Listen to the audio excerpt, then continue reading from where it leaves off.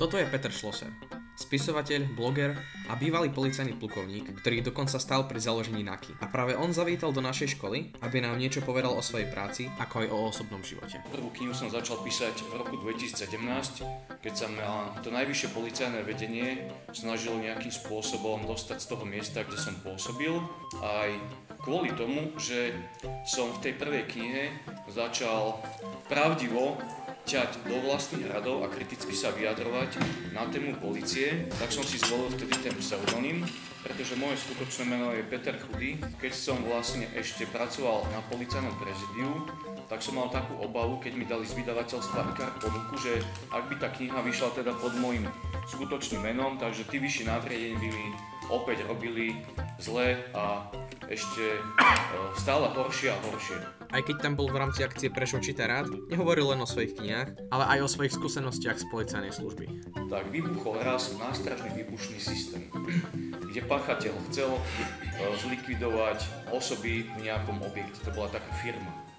No a počas toho, ako sa vykonávala obhliadka miesta činu, ako vidíte vo filmoch, v takých bielých skafandroch, tak odrazu, ako to bolo miesto činu opaskované, takto som zďaleka videl, išlo také zametacké auto s tými kefami. A sa tam pýtam toho funkcionára, ktorý to riadil, že to čo ide, lebo tam policajti zdvíhali tú pásku polícia, no, že príde minister vnútra, že treba to tu upratať.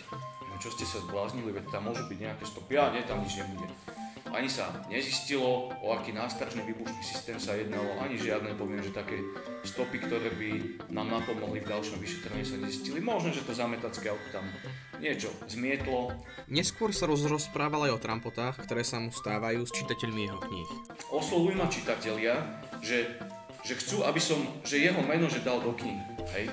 Oslovil ma jeden taký čitateľ, že on chce, že bol kniha, že aby to bolo, že také, neviem, akčné, alebo ja už neviem, ako to písal. No tak ja som z neho spravil teda v mojej 5. knihe Obeť. Hlava ako dôkaz má názov tá kniha, takže v rieke Váh sa našlo telo bez hlavy, hej, takže... Bez hlavu vtrhol do deja. Tak. Taktiež sa nevyhol štipľavým otázkam od našich žiakov a aj od niektorých učiteľov. Čo si myslíte o dnešných útokoch na NAKU? Nemáme sa obávať, že keď náhodou tie voľby zle dopadnú, že čo to bude?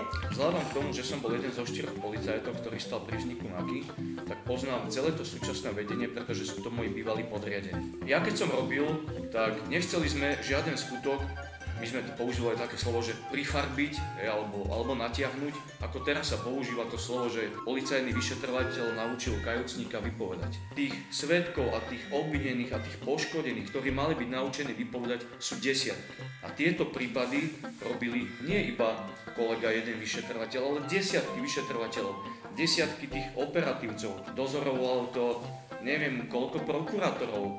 A niekto mi chce povedať, že nejaký politik, hej, dokázal kolos takýchto ľudí ovplyvniť, že pána Beka, že čo by im slúbil. Málo kedy niekto povie, že dám za niekoho ruku do ohňa, dám ruku za nich do ohňa, lebo ich poznám ako poznám seba.